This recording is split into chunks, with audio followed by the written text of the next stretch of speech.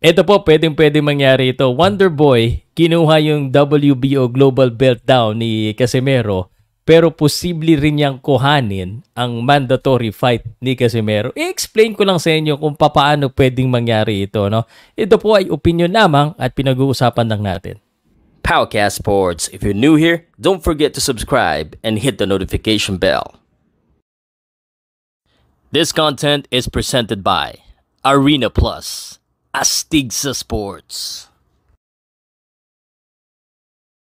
Alam kong sasabihin ng mga ibang tao na bata pa yan si Wonder Boy, hindi pa subok yan. That's not our conversation here. Ang pinag-uusapan po natin dito ay yung posibilidad na pwede rin mangyari. No? So maraming nagtaka na bakit daw yung belt daw ni Casimero ang pinaglabanan dun sa huling laban ni ni Wonder Boy. At ngayon, hawak na ni Wonder Boy ang titulo nahawak dati ni Casimero. At ang pinakamahalaga po ay ito. Ang pinakamahalaga, si Carl James Martin po ay numero 5 na sa junior featherweight or sa super bantamweight. Siya po ay sumusunod na kay John Riel Casimero. At dyan po dito mismo sa rating na ito, kung titingnan nyo. So, napapabalita po na si Casimero ay may negotiation or posibleng kalaban si TJ Duhaney. No? Yan po yung napapabalita.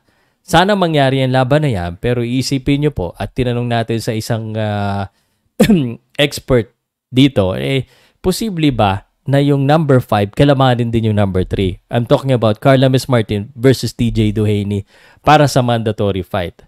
No, I'm not talking about kung sino mananalo, sino matatalo, pero ang sagot po dyan, posible din pong gawa ng paraan ni Sean Gibbons kung gusto nila kagad at kung sa tingin nila handa na po si Carl James Wonderboy Martin na lumabang kay TJ Duhaney para sa isang mandatory fight, ay posible po mangyari kasi rated po pareho at hindi po nagkakalayo.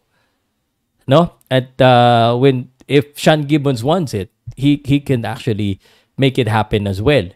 So, I'm just letting you know na posible rin. Hindi ako magugulat bigla sa isang araw, biglang sabihin nila Carl James Martin will be fighting TJ Duhaney because magka-rated.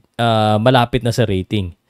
But of course, I prefer General Casimero fighting TJ Duhaney kasi namimiss ko na si General Casimero lumaban ng mas mataas sa kanya sa rating. At siyempre gusto natin makalaban niya si Inoue. But kung mag-iisip kayo, kung gustong gawa ng paraan,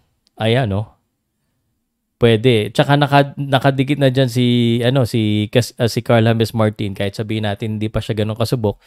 Nandiyan na po siya sa rating. Ang taas na ng rating niya.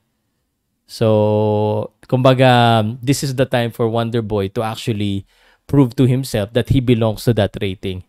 So,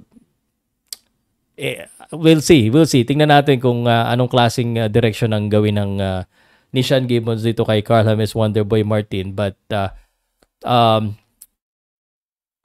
hindi po sa question of preparation, but the question of negotiation, it is very much possible that Carl James Martin could also get a mandatory fight or an eliminator fight as early as now. Agree or disagree?